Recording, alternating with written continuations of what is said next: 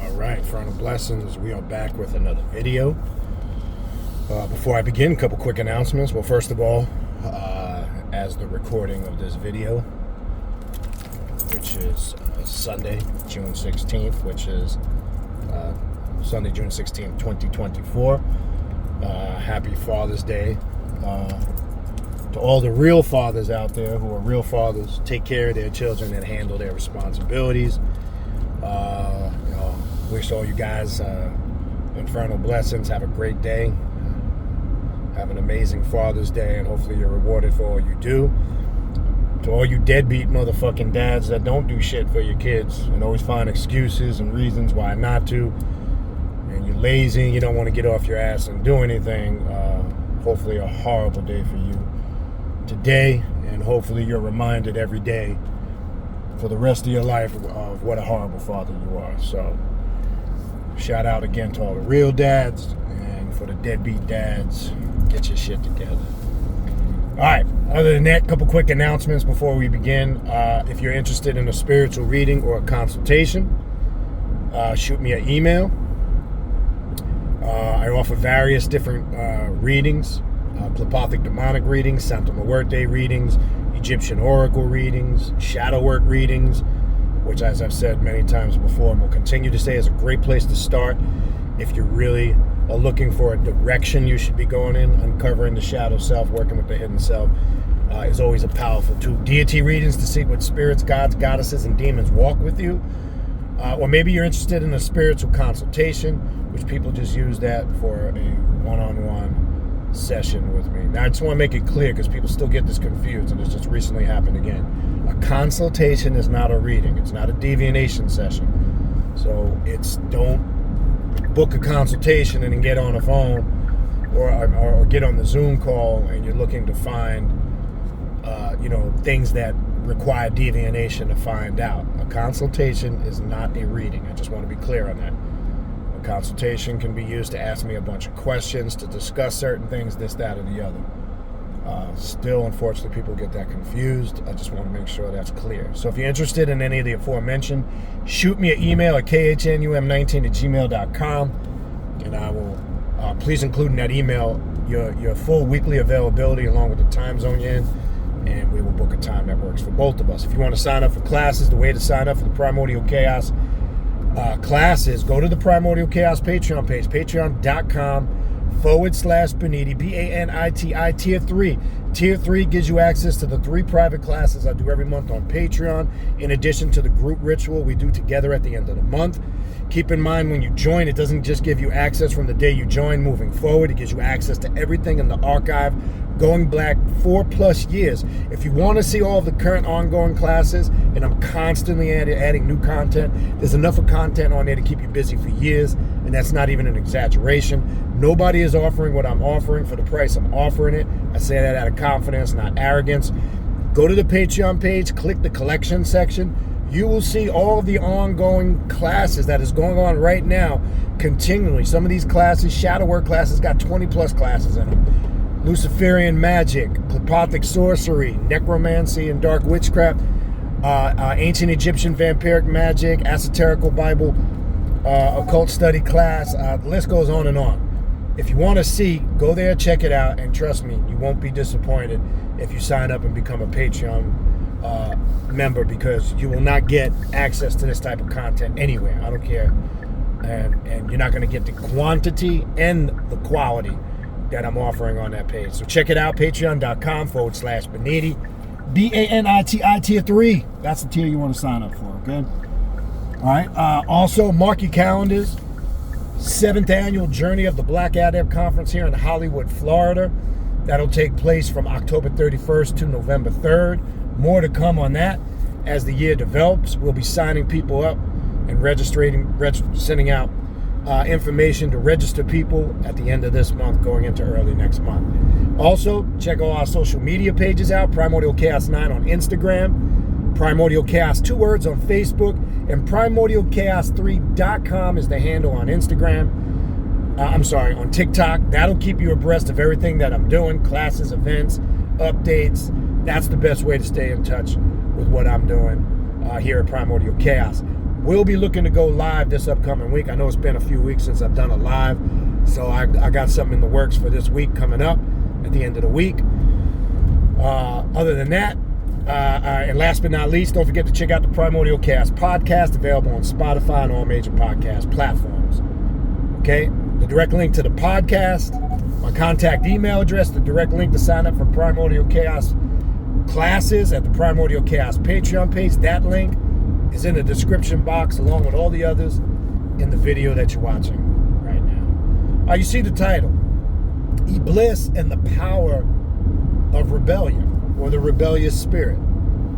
Okay, we hear the word rebellion from a religious indoctrinated approach. And what brings this up is we had a good class on Saturday in the Eastern Occult Left-Hand Path class, which that's one of the also ongoing series where we deal with aspects of Eastern Left-Hand Path philosophy and magic, such as Persian and Aramaic magic, working with Shaitan, Iblis, and the Jinn, different forms of Sufi spiritualism, studying the path of the Yazidis and Al-Jilwa, the Black Book, Melik Taus, the Peacock Angel. If you're interested in all of those things, I do have an ongoing class going on right now on the Patreon page, Eastern Left-Hand Path Occult class. One of my favorites because, as you know, I'm very drawn into that region of the country, ancient Egypt, what they're calling the Middle East, Persia, India, Saudi Arabia, Iraq, Iran, all those areas where a lot of this has its origin. So we were talking about Iblis and Shaitan in this last class. I just want to focus on Iblis real quick in this short tutorial on the power of rebellion and kind of share some of the things we were discussing in that class Saturday. Obviously not everything because there was a lot we went over. We hear the word rebellion or rebel. From a religious standpoint, it's always classified as that's something wicked or evil. It's funny because when you go into Hollywood, for an example, somebody like James Dean or Hollywood stars rebel without a cause, or he's a rebel. Like, it's glorified in certain aspects because the word rebel obviously comes from the word rebellion. That's obvious. It's just common sense.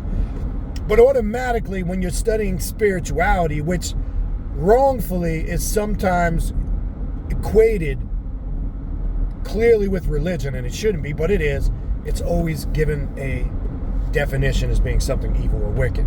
Now, the word Iblis in Arabic means to rebel or rebellious. The rebellious one, rebellion. And if you're familiar with the story of Iblis in the Quran, very similar to the story it mentions in the 12th chapter of Revelations when Lucifer was cast down to the earth. Right? Well, that story goes a little more in depth in the Quran, where it says Iblis refuses to bow down and make obeisance, okay, to Adam. And you look at the symbolicism of the story. Adam's made from clay, mud, or dirt.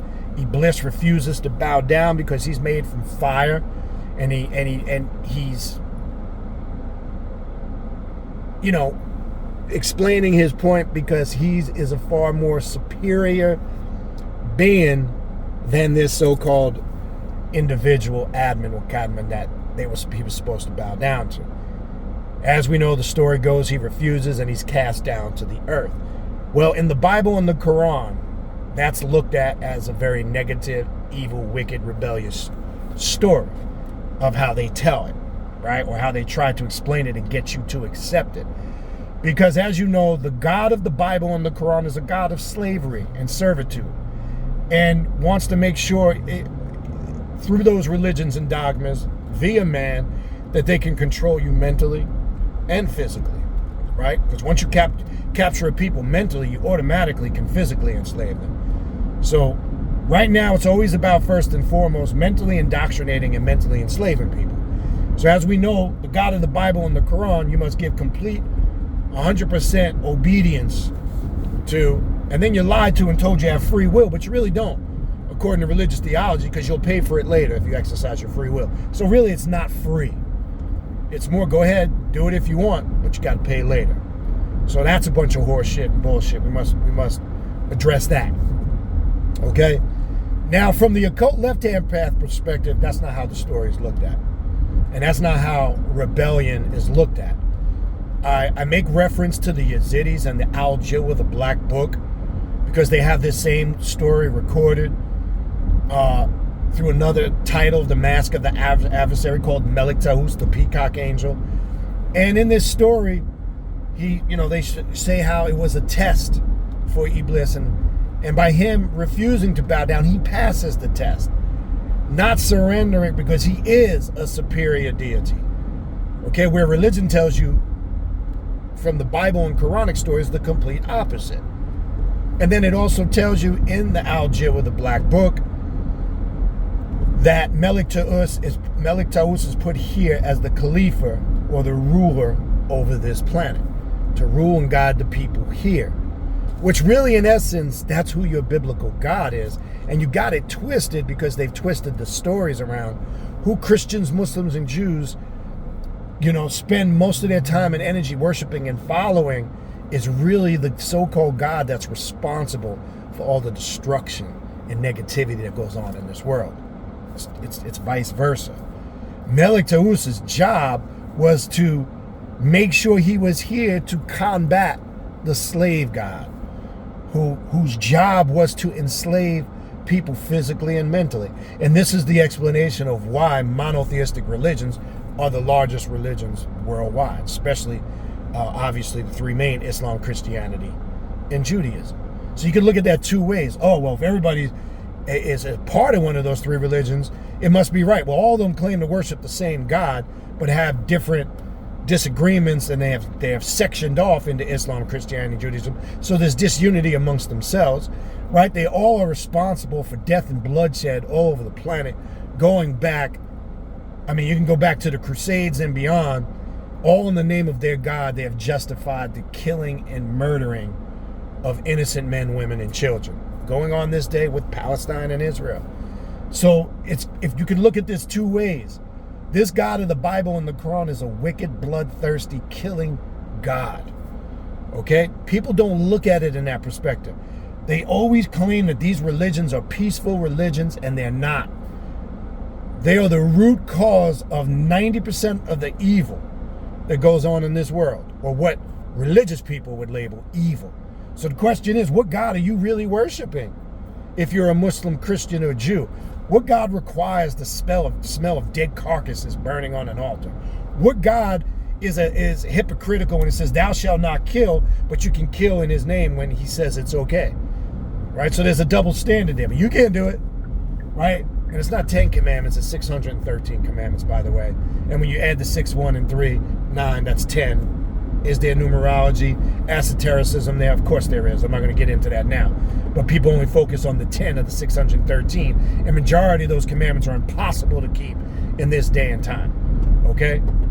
All 613. There's nobody walking the face of the earth that's keeping all 613 commandments. And if they say they are, they're full of shit. And it'd be very easy for me to call them out and expose them on it. You're not keeping all 613 commandments, so you're not a true Israelite or a Hebrew. Stop the bullshit. Okay? Stop being under that spell of fanaticism and ignorance. Okay? So when you look at it, the stories are twisted. The book of Al-Jil with the Yazidis gives a whole different concept. So we are the rare breed, or the rare few, who have rebelled against those systems of indoctrination. And that's what Iblis did. And essentially that's what we do on the occult and the left-hand path. We're not accepting that monotheistic slavery that's been enforced upon us as small children when we were first physically birthed into this world. Okay?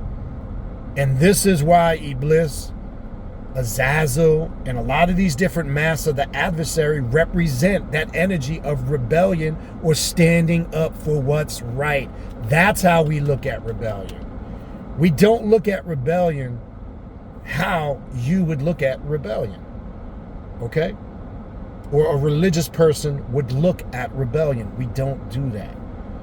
Okay? So the spirit or the power of rebellion, or the Iblis energy, represents an individual who's going to stand up and stand firm on the truth. Okay? Who's going to stand firm and not be a nonconformist. Who's going to speak out when he or she doesn't agree with something, when they know it's a bunch of bullshit and it's wrong. Okay?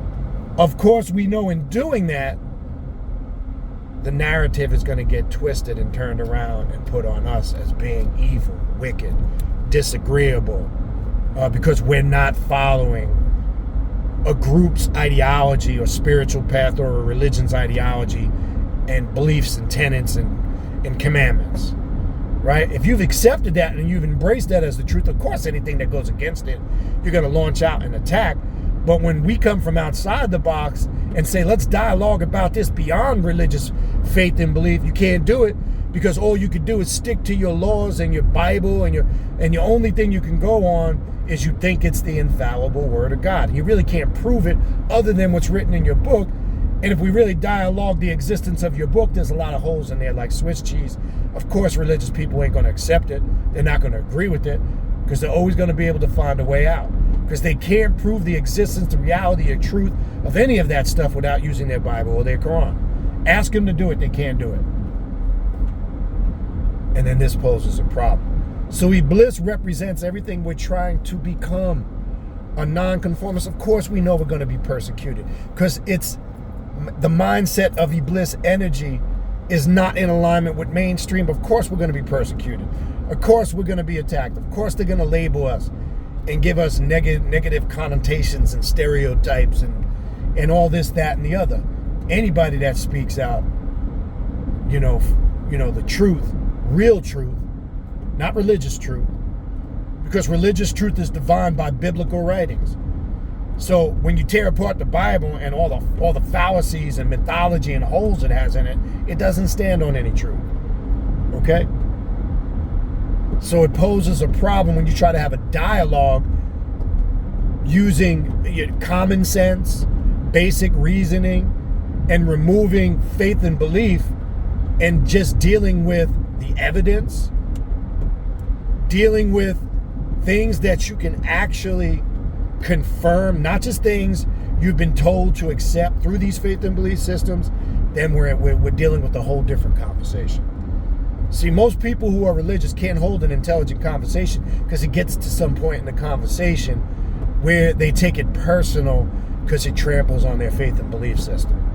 We're dealing with the dialogue that exists outside of faith and belief. Okay? And when you're reading those stories in the Bible and the Quran, a lot of people don't know they are grafted. They come from cultures and texts that predate a 6,000 plus year old book in religion and ideology. Okay? Because it's just little simple things. Prior before Moses received the law, or prior before Abraham was labeled a Hebrew, which is just a title, by the way, right? The Canaanites called him that when they saw him crossing the Tigris-Euphrates River. They referred to him as Ibre, which is the word Hebrew, one who crosses over. Crosses over what? The Tigris-Euphrates River. It was a title. As I said before in the past, it's not a nationality. Okay, but before the law was given to Moses, I posed this question. Before the law was given to Moses, and before we knew anything of the concept of the tribes of Israel and Israel, which comes after Abraham, what laws and religions were the people following prior to Abraham? Now, we know Abraham was a Chaldean from Ur, of Chaldea. Okay? So he was following ancient Sumerian and Chaldean doctrine. Okay? So prior to Moses, what was the religion of the people of the Bible going back from just before Abraham on back to Adam? They weren't referring to themselves as Hebrew Israelites. There was no Torah or law. So what book or laws were they following?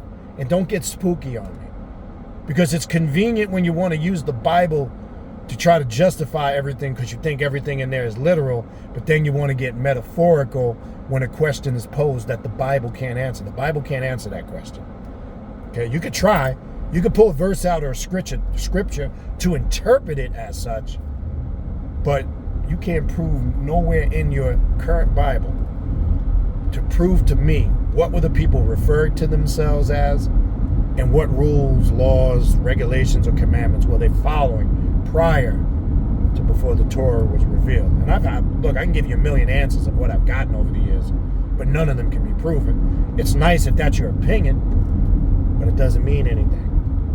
Okay? So Iblis energy is about rebellion or rebelling against all that nonsense and bullshit. Okay? It's not real, folks. So you too must become like an Iblis to master yourself and stand up for what's right, not be a conformist. Speak out when your spirit or your soul is clearly, your inner being is clearly communicating to you something ain't right. That intuition kicks in strong. Can't be worried about what other people think. Stand firm on yours. And most importantly, the Iblis energy represents bow down to nothing or no one. Okay? Bow down to nothing or no one. Because if you want to be a follower for the rest of your life and you want to be mentally enslaved and you want to wait and be told what you can and cannot do, then your purpose of why you put here was to be what I like to call a sheep. You're a sheep waiting to go to the slaughter. Iblis, Azazel, and all these beings that you were told were evil and wicked and blah, don't look at it from that religious perspective, because that's not what they represent. They represent the highest forms of mastering yourself, right? And when you tap into their energy and their spirit and their power, it's about those elite individuals that want to spiritually transform themselves and become the gods and the goddesses that they're destined to be. And when I say God and goddess, I simply mean an individual who wants to take control of their spiritual sovereignty. That's it. I'm trying to remove the spookers, nothing else. All right? So the power of Iblis and the power of rebellion is a very powerful energy to work with, and it's not for everybody. Okay? It's not for the weak of heart. It's not for weak-minded individuals, and it's definitely not for individuals that want to stay in a system of servitude for the rest of their life. All right? That's all I got. Hopefully this short tutorial helped you out, shed some intellect or true dark light on what it is you need to elevate yourself. All right. Other than that, if you need to reach out to me for a spiritual consultation, a reading, if you want to check out the Primordial Cast podcast, if you need the links to the social media pages, my contact email address, the direct link to the Primordial Chaos Patreon page to sign up for classes, all of those links are in the description box of this video you're watching. I'll talk to you guys soon. Again, happy Father's Day to all the real fathers, to all the deadbeat dads. I hope you have an awful day, and I hope you're reminded every day for the rest of your life of what an awful dad or father that you are. And infernal blessings to all others. I'm out of here.